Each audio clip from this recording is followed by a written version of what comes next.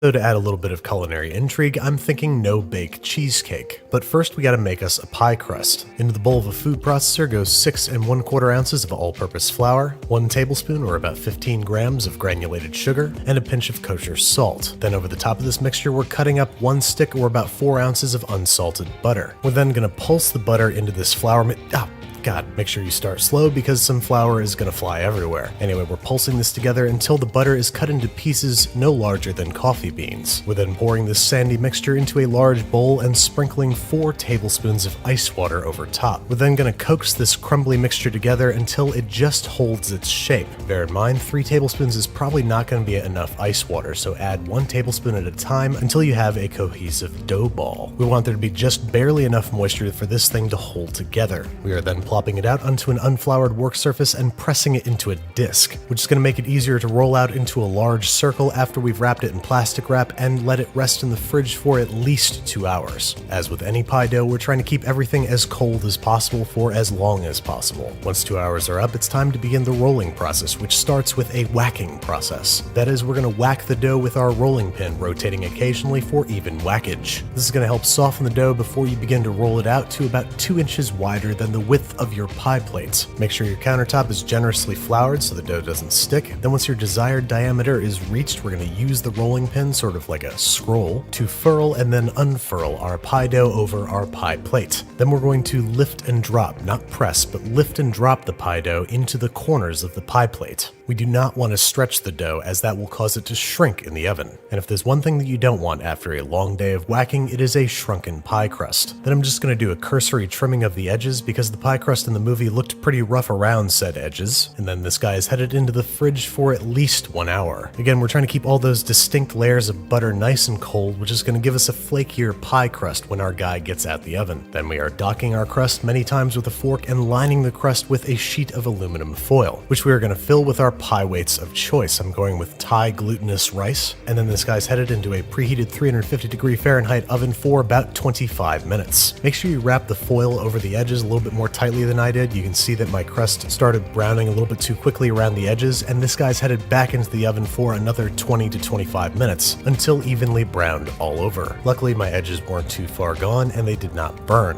Now this crust needs to cool completely whilst we make our no-bake cheesecake filling. I'm just getting my stand mixer set up here, and then in a small saucepan I've got a 1/4 cup of heavy cream brought to a bare simmer, to which I'm going to add 1 packet of gelatin, which I'm just going to mix together until well dissolved in this method from Cook's Country. Set that aside to cool completely because in the bowl of our stand mixer we are combining 1 1/4 cups of heavy cream with 2/3 of 1 cup of granulated sugar. We are then beating these together on medium-high speed until they reach soft peaks. Yes, I know that this looks suspiciously like whipped cream, but trust me, we're going to make it into so much more. What's great about no-bake cheesecake is that it contains no eggs. So if you're a vegetarian that is staunchly opposed to egg consumption but loves cream cheese, this one's for you. Speaking of which, here comes 1 pound of cream cheese cut into 1-inch chunks and warmed to room temperature. We're adding that directly to our whipped cream and beating together for about 1 minute on medium speed until smooth and creamy, with no more than just a few errant lumps. At this point it would work perfectly well as a no-bake cheesecake filling, but this is the stage at which we add the razzle-dazzle. First we're going to scrape down the sides of the bowl, then we're going to add the juice and zest of half a lemon, a generous pinch of kosher salt, and a half teaspoon of vanilla extract. And then perhaps most importantly, this is the stage at which we're going to add the food coloring, about 50 drops of red, since the pie in the movie is an absolutely otherworldly shade of red. We're then going to beat that together on medium speed for another minute before adding our heavy cream and gelatin mixture and beating together for 3 minutes on medium-high speed until completely smooth and creamy and light and airy, at which point we're going to deposit it into our completely cooled pie shell. Now if this were a normal no-bake cheesecake, you might want to use an offset spatula to smooth out the top, but I'm gonna rough it up, since that's the way it looks in the movie. Then we're gonna cover this guy with plastic wrap and place him in the fridge for at least 6 hours or until completely set, at which point all there will be left to do is decorate with colorful gobs of whipped cream. So I'm gonna make 2 batches of whipped cream here, about a cup of heavy cream with a tablespoon of